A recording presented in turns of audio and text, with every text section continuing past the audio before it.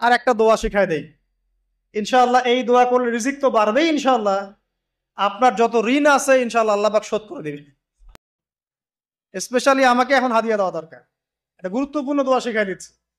আলী রাদিয়াল্লাহু আনহু বলেছেন, কোন ব্যক্তির যদি পাহাড়ের সমানও ঋণ থাকে, এই দোয়া যদি আমল করে আল্লাহ পাক ওই ঋণও শোধ করে দিবেন ইনশাআল্লাহ। আর ঋণ কেমন জানেন?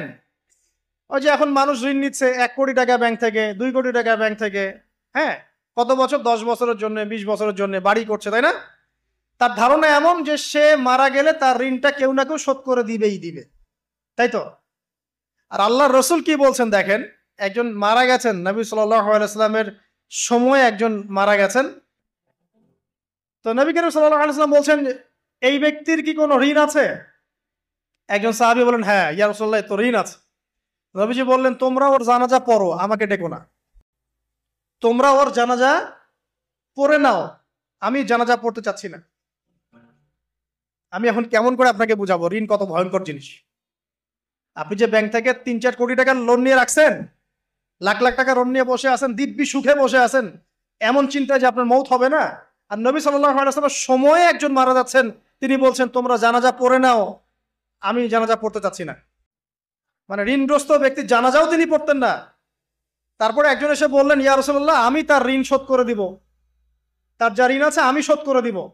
তখন নবী এসে জানাজা পড়লেন সাল্লাল্লাহু আলাইহি ওয়াসাল্লাম। আল্লাহ পাক বলেছেন যে শহীদ, আল্লাহর পথে যুদ্ধ করে শহীদ হয়েছে, এই ব্যক্তির আত্মাও ঝুলে থাকে যতক্ষণ পর্যন্ত না তার ঋণটা শোধ করা হয়। এবার বলেন আমি কি বুঝাবো? আর কিছু বলতে হবে?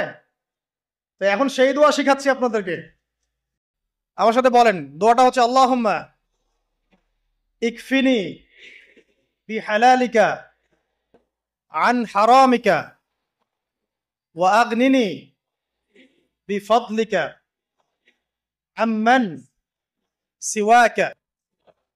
এই দোয়াটা ছোট না, এটা মুখস্থ করবেন, সেজদায় পড়বেন, নামাজের সেজদায় পড়বেন, আত্তাহিয়াতু দরুদ শেষ তারপরে পড়বেন, নামাজ শেষে হাত তুলে করবেন, যখন তখন শেষ রাত্রে করবেন। ইনশাআল্লাহ দেখবেন আপনার ঋণ বলতে কিছু থাকবে না ইনশাআল্লাহ। যদি থাকেও, বড় কোনো ঋণ থাকেও, আল্লাহ পাক অন্য কোনো মাধ্যমে এটা শোধ করার ব্যবস্থা করে দিবেন ইনশাআল্লাহ। ইনশাআল্লাহ। যে দারিদ্রতা দূর করতে চান, সচ্ছলতা চান, কয়েকটা কাজ করেন। এই যে বললাম, 1 নাম্বার সূরাতুল ওয়াকিয়া তেলাওয়াত করেন, 5 ওয়াক্ত নামাজ জামাতে পড়েন, ডেইলি কিছু সময়ের জন্য কোরআন তেলাওয়াত করেন, আর আল্লাহর কাছে রিজিক চান, জিকির বেশি বাড়ায় দেন। পারবেন না ইনশাআল্লাহ?